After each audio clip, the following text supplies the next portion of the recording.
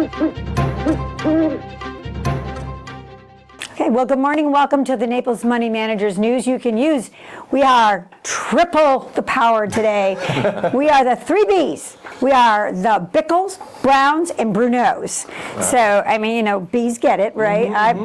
I'll the honeybees, bees in school. Bees are good, right? So Passing grade. Passing grade. And we really wanted to do this yesterday after the market was still dropping, and this morning it's having a nice bounce. Yeah, well, you know, and I think we saw a little bit of that yesterday, right? Like, I don't know, people probably aren't glued to it as much as I am, but there was yeah, you can see he can't see this morning. He's been glued to the TV. There was a really interesting point yesterday when the market was kind of really in free fall. There was a tweet that went out that said that there was considering a 60-day pause on the tariffs for everyone but China. And the market literally turned on a dime. It went from down 1,500 points to up 300. Like, we're talking in the course of like 4 minutes. It was something like $2.4 trillion and that's a T, folks, of upside value. It's an inconceivable amount of money. The human mind beggars to really wrap their hand around that many zeros, but it was a lot. Now, it turned out to be false. Market went back down, but we only ended up down about 400 points yesterday. And to Don's point, we're up today. We're up about 1,200 points, thereabouts. And it's not really on any news per se. It's kind of like, what would the kids call it, a vibe, right? So people feel like we're going to get that pause, that Trump is in negotiating mode, that we're going to see a point where these countries come to the table and being like, what do you got? And he'll drop the tariffs. Now, kind of the opposite side of that before we get a little On the other hand, before we get too far ahead of ourselves, folks, I like that story. I really, really do. I also like the green on the board. It's been a rough week. Yeah. But let's not get too far ahead of ourselves. Well, we do hear he is in negotiating mode. Some countries have come to the table already, and it hasn't been good enough. One of the big things we often hear about is, well, these countries have tariffs on us. We'll put tariffs on them and they'll drop their tariffs and it'll be a free market, right? Like, that's what you always say. Well, that's the way it should be. If these countries have tariffs on us, we'll tariff them, and if they drop them, we'll drop them. Well, recently, and by recently I mean yesterday, Vietnam, which is a surprisingly large trading partner of ours in the textile industry, offered to drop all tariffs against us for the exchange. And the administration basically said that wasn't good enough. So they're definitely looking for something. There was also a bit of a back and forth between us and the European Union.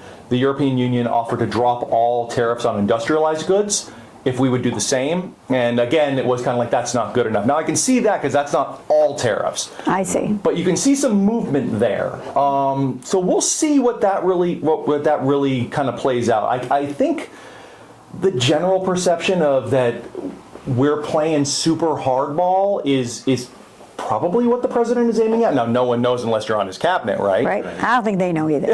Well, he's a bit of a mystery guy at times. But that being said, it does look like maybe there'll be some light at the end of the tunnel. The thing to worry about is if these other countries fail to see reason, there you go, so to speak, and we get into a real tit for tat, which is kind of what they've been threatening and what the market was. Well, really that's what China did this morning. The 34% reciprocal tariffs. 50%, wasn't it 50? No, he's threatening to bump up to 50. Oh, if they go, okay. If they don't drop. So that's why the market's worried. If anybody's really wondering why we're seeing all this, it's because they don't know. You want to see the good side to this? Yeah, what's the good side? Absolutely. The good side to this is, instead of there being a real war, this is just a financial war. That's true. Yeah. You know, I mean, there's going to be suffering and pain, but it won't be quite the Dollars same. rather than bullets. And I'm being a little rather tongue-in-cheek, but if you think about really what's going on, and it's amazing to me how many of the issues have kind of slid. You don't even hear about them talking about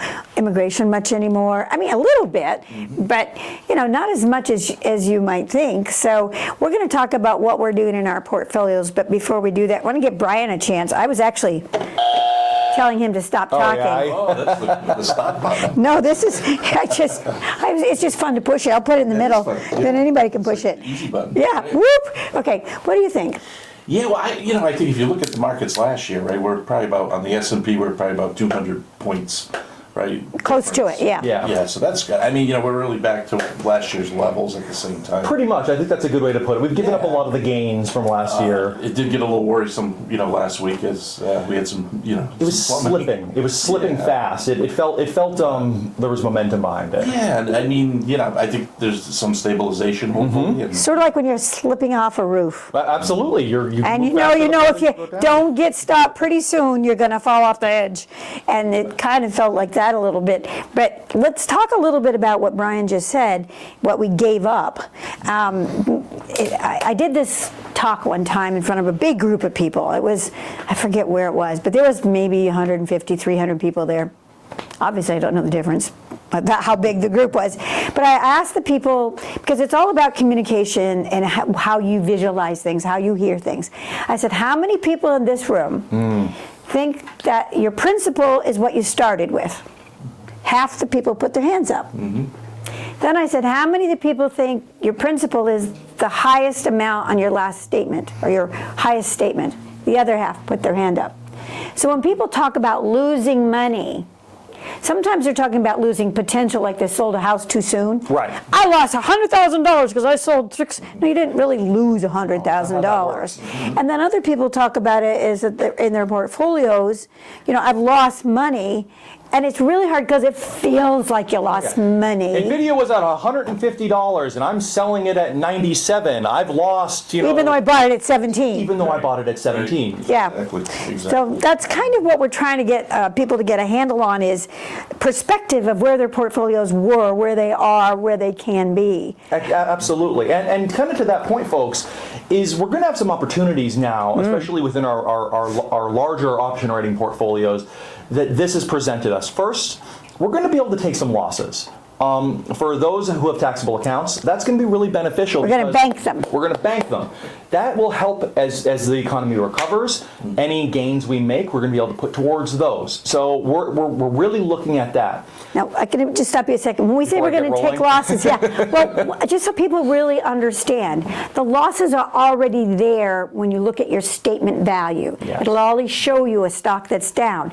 But unless we actually sell that stock, that loss is unusable for tax purposes. So what we do is we manage that.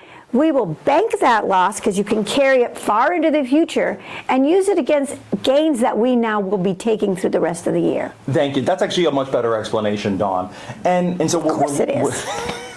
we're looking at that. The other thing that I've talked about a lot as we've led up to this, because we kind of saw this coming, folks. If you've been paying attention to our Right. our messages here, we knew that other shoe was going to drop. We did. So we've been talking about keeping a lot of money in cash and money market. So, but in the larger option writing portfolios, I have anywhere between 25 and 30% cash right now, which is quite a bit under normal circumstances. Oh, absolutely. We would not normally do that. And it's the hardest asset to hold. People don't understand. They say, well, you have cash. What is that? You're doing nothing. But we have to decide when to go back in. We have to decide when to go into cash. Cash is a very difficult, because it has no, the company's doing this, the market's doing that. It doesn't really have any of that, unless it's, an interest rate issue where. Or currency related, but that Yeah. doesn't affect your account, really. Right. So that we've done that. And then the other thing that we've also talked about in the option writing is we were writing the calls out to December.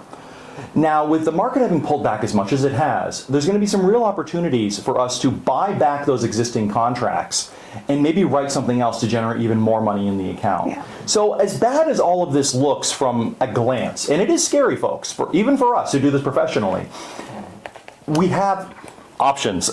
Choices, options, right. So while I'm not thrilled about what's happened, I am optimistic about the road ahead. And we were ready for it. And we were very ready. We were for it. ready That's for a it. great point too. So, Brian, I don't know if you want to talk about that, but I had Marcus took a look at how many times we've had a 20% dip in the or pullback, we'll call it. How important those pullbacks really are. Sure. No, absolutely. I mean. Yeah, and I think there's a lot more positive too in the tariffs than there was a couple of days ago.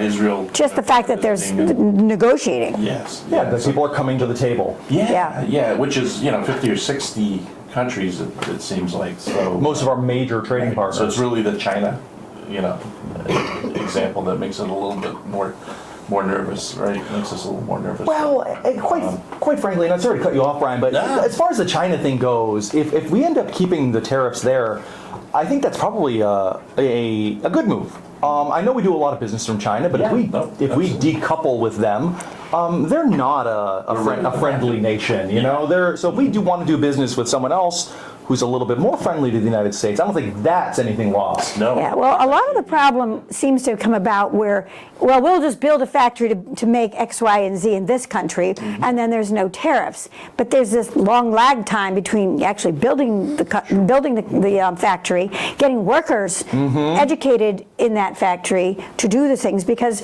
they said that I forget the percentage of people in the United States that read at a 6th grade level. It's quite high. It seemed like it was 70%, and don't quote me on that, folks, but it was disturbingly high. And other countries, of course, it's much higher. So I think that that's something that we have to be looking for in the markets going forward, depending on how these tariffs act. We have to be proactive in knowing if these companies are going to come back here, how long is it going to take them to absorb that? Yes. And folks, there are some things we can't make in America, and that's one thing that I also hope that the administration takes into account. Coffee. Okay. Literally can't. Coffee does not grow within the continental United States. It only grows in certain parts of the world. Okay, we can make it, we just can't grow it. Okay. We literally can't produce coffee in the What United about States. synthetic coffee? There's no such thing. I know, but now there will be. Maybe that would be something we could produce, we could aim at, but for right now, coffee, chocolate, certain things cannot be produced at scale within the United States. God, we are in trouble. No, I mean, What about Coffee, no chocolate? No, what about alcohol?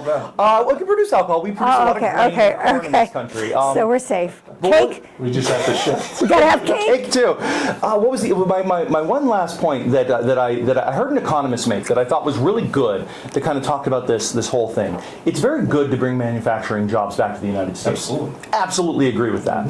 But listen, we want to be strategic about which jobs that we bring home.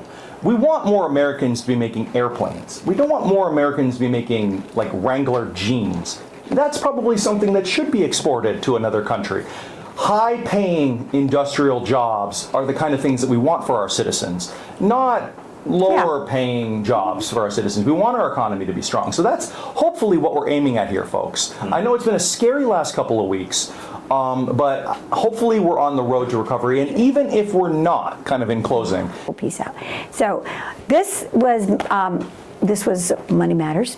And the Naples Daily News, Naples News you can use. The 3 Bs were here today. The 3 Bs are out. Money matters, but most of all, and most importantly, you matter. Our phones are open. Like and subscribe to us. Let us know what's on your mind, and we'll be sure to get back to you. Have a great day. Thank you.